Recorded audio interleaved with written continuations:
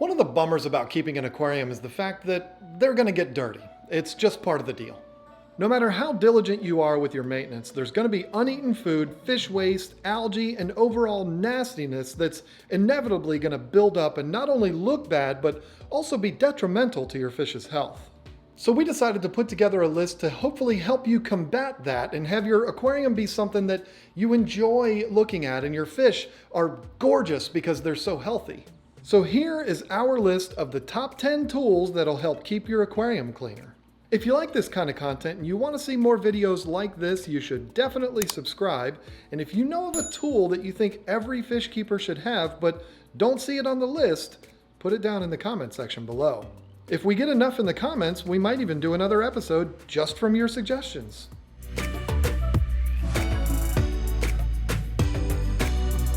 I don't care how many videos you've watched or articles you've read that say the contrary, water changes are something that you have to do as a fish keeper. There's no getting around it. Since you know you're going to have to do them, why not get something that's going to make water changes 100 times easier? The number one complaint about water changes is the carrying of buckets. You fill buckets up with dirty water from your aquarium and then dump them out. Then fill them up again with clean water and dump that back into your aquarium. If you're someone that suffers from back issues like I do, this could be something that you totally dread doing. Well, that's true unless you use a water changing system. Our personal favorite is the no-spill system from Python. The Python water changer is a system you attach to a sink that'll serve as the hose that you use to drain your aquarium as well as fill it up.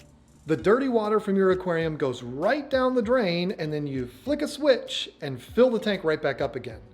This is quite possibly the best invention that has ever hit the fish keeping industry. Unless you're someone that likes carrying buckets around because you feel like you're getting a little workout out of it, I would definitely recommend a Python water changing system, or really any water changing system for that matter. It'll not only save your back, but it'll also allow you to do all of your maintenance without getting water all over the floor. It's just genius.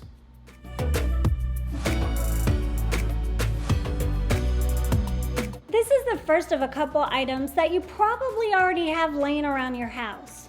Razor blades are something you can use for tons of different tasks around the house, but they also make great algae scrapers if you don't mind getting your hands wet. I mean, let's be honest. If getting your hands wet bothers you, then why are you keeping aquariums? Right? I mean, some people don't want to get their hands wet. I mean, if you're a snowflake like John and you don't want to get your hands wet, get one of those flipper things. But if you're like me and don't mind getting your hands in there, just grab some razor blades and go to work. There's other things you can use them for too, like scraping that white buildup off of your lids or cutting the airline tubing or even cutting the foil on the back of your frozen foods. Who'd have thought? You've already got them laying around your house, so just put them to good use.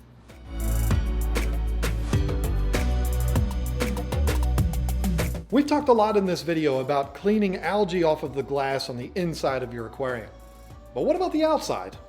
Most people, including me, will just take our towel and wipe the glass down after doing maintenance, but you know how it is. Sometimes you want to get it good and clean, and you might even be tempted to use something like a Windex to do it. Don't do it. I know it sounds like over-the-top paranoia, but it's just too risky. Play it safe and use a product that's made specifically for cleaning aquarium glass.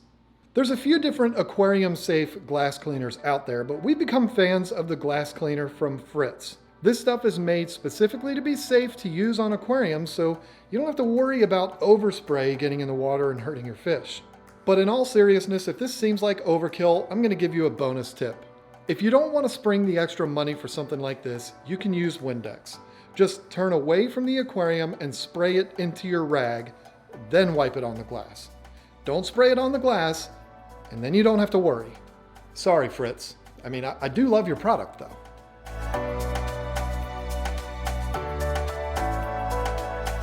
If you haven't tried one of these, you seriously don't know what you're missing. I like them so much, I got a small one and a big one. That's what she said.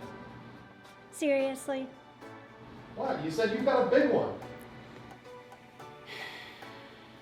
Okay, I know I said earlier how I like to get my hands in the tank and do work, but sometimes you've got stuff going on or Maybe you're in a hurry and these are great for cleaning off algae from the glass. These are especially handy with John's big tanks because they're really deep and tall and it's tough to get all the way to the bottom or the back with a sponge. The reason why I got the small one is for all of my 10-gallon tanks. This big one, it's sometimes just really hard to handle.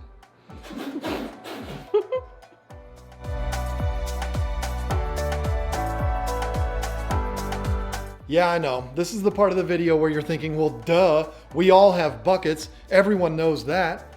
But there's so many more things that buckets can be used for than just doing water changes. What do you do when your decorations get all dirty and you want to scrub them off? Well, if you've watched some of our other videos, you know that we always recommend that you take water from your aquarium that's been treated, put it into a bucket, and then take your decorations, put them in that bucket, and scrub them off.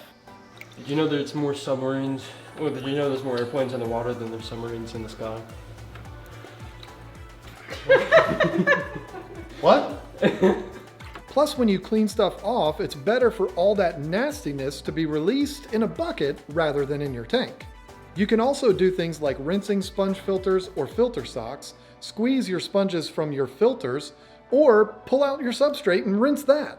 These are also great temporary aquariums for if you have some kind of major project that you're doing on your tank. You can take your fish out, put them in the buckets, leave them in there, and take your time. 5-gallon buckets are just so versatile in the fish keeping hobby. If you don't have 5 or 6 of them laying around, you're just not doing this right.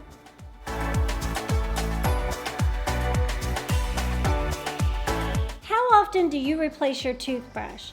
For most people, it's usually every 3 months. But when you do, hold on to it because there's a ton of things that you can do in your aquarium with a toothbrush. First is the obvious. You can use an old toothbrush to scrub off algae from nooks and crevices, rocks, or driftwood.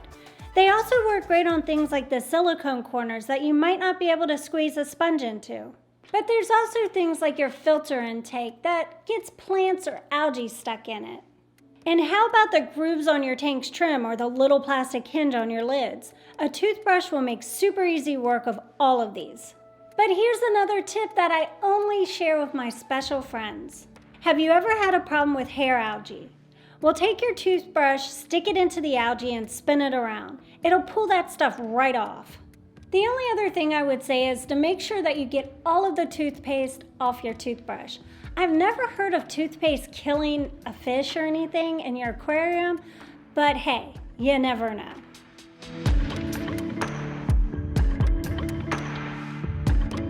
Remember when I talked about the Python water changing system being the best invention to ever hit the fish keeping hobby? Well, magnetized algae scrapers are a close second. These are basically sponges that attach to your aquarium glass with magnets. They allow you to grab a hold and run them across the glass to clean the algae from the inside without needing to put your hand in the water. They're available from several different brands like MagFloat, Aquarium, and Flipper, and to be honest, they all do a great job. But there's a couple things I want to warn you about. No matter what brand you choose, you're going to want to make sure you don't have anything, even the smallest thing, stuck on the sponge before you run it across the glass. Because there's nothing worse than trying to clean the aquarium and scratching the glass. I've done it, and it sucks bad. This is something I like to use in quick situations like I know someone's coming over or I'm going to be recording a video and I need to make it look good really fast. The great thing is if you're careful, you can even take them around the outside corners to clean the side of the tank again without putting your hand in the water. Now they are not a sponsor, but the Flipper brand is also very, very cool because you can actually, there's a technique that you can use where you can flip it without ever even touching the one that's on the inside, and you can put it to scraper mode, which will help you to get off some of that really hard green algae and stuff like that off of the glass if you need a little more than just a sponge. It's a little bit difficult to master the technique of doing that, but once you get it, it's pretty cool.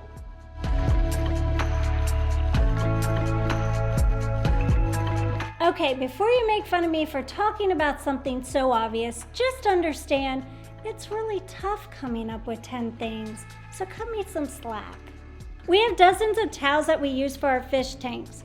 These aren't old rags we had laying around. These are towels that we get specifically for our fish room, and they never get used for anything else. It's not like using towels for other things is bad, it's just that we have a ton of people in this house, and sometimes it's really tough to find a towel. Having them specifically for our fish room means we always know where they are when we need them, which is nice because we've all had that emergency situation where we need a towel super quick. We've started collecting all kinds of towels. We have Aquarium Co-op, Dinner Lay, API, and even Fishy Bits. Sorry, Drew, it's a little dirty.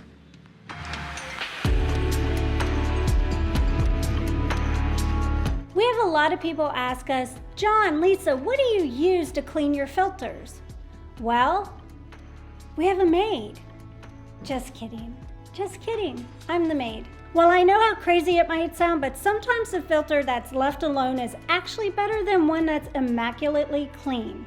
We tell people when you're doing your routine maintenance, just change your media if you have the type that needs to be changed. Squeeze out your sponges and dump the water out of the box or canister. Don't clean the filter thoroughly, but I get it. Sometimes you just want to totally clean it out, or you got a brand new tank and you're starting from scratch. Or it could be that you had some crazy kind of disease in your aquarium and you just want to get things spotless to make sure whatever was in there is cleaned away. Well, if that's what you need to do, then you're going to want something like this.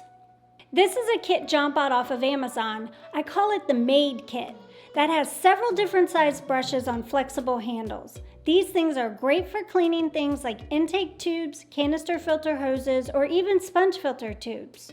The kit was like $10 and it came with a bunch of different sized brushes, and they're so cute. Look at all these different sizes. As a mother, I look at these brushes and I automatically think about baby bottle brushes. I sure do miss those days. Just kidding. Who am I fooling?